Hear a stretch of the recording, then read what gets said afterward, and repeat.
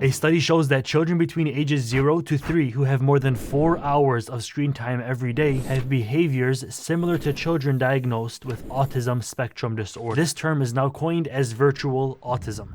I mean, what did you think would happen when you let an iPad raise a 1-year-old kid? Many parents thought it was going to make them smarter. New songs, new words, animations, video effects, they'll learn so much so fast. Well, another study actually disproves that. The infants have difficulty going beyond the symbolic source and transferring learning to real-world situations. Infants imitate fewer actions and recognize fewer words following demonstrations depicted in picture books, televisions, and touchscreens than they do following face-to-face interaction. This makes total sense considering that a child is just taking in words but not saying anything back to an inanimate object. These children have a problem. They can't speak. Their speech is actually delayed for years further than it should be. Their basic motor skills are not being developed. Their attention span is unbearably short, and this is only at age 2. Imagine how these children are going to turn out when they become adults. Do these problems just go away on their own? Do these parents really think that by some random miracle they're just going to grow out of it? This isn't a pair of shoes, it's their brain. I get it.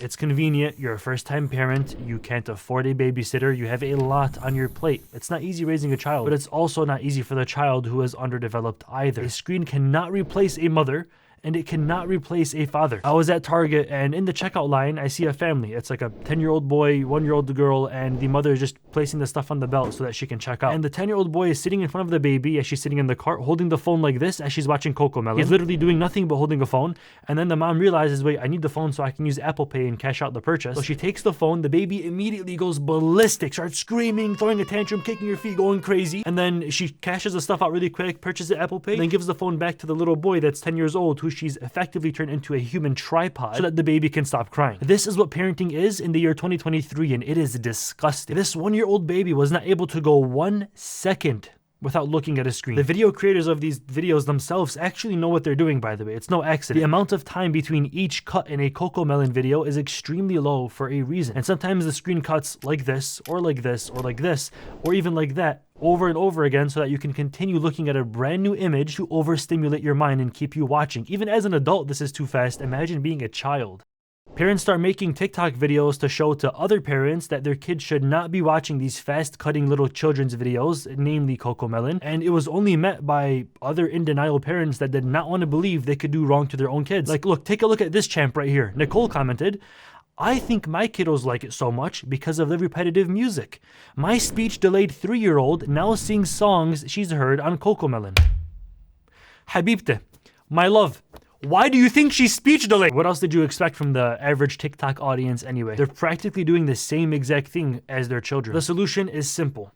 Be a parent. Set firm rules and then follow them yourself. The doctor who coined the term virtual autism actually has some tips for you that I've paraphrased myself and added my own little touch to. Avoid the use of electronic devices with screens for children younger than 2 years old. And if they're over 2 years old, limit their screen time to 1 hour or less per day. Only use electronic devices in the presence of an adult. And if they must watch something, make sure it's slow-paced and educational. Our grandparents and ancestors never had an iPad or a television with fast-paced cutting kids videos. We are the first generation. So that means we have to be cautious, read the science, look at the data, and study within our own lives to make sure that we're not accidentally hurting our children. Do not be ignorant and do not be naive. Just because it's on the internet doesn't mean that everybody else is focused on the well-being of your child or yourself to begin with. People are looking purely for profits, so if your kid can watch all day long, that's more money for them, more ad revenue, and they don't give a damn about your kid's mental health. If you want to see more videos where I get new interesting research that could benefit you and your family and I give my own personal take on them, then please click the subscribe button that's down below. And if you did not like this video, then you feel free to hit the dislike button, even though it might make me cry at night. Thank you all for watching this. Stay dreaming, stay lucid. I'm out. Peace.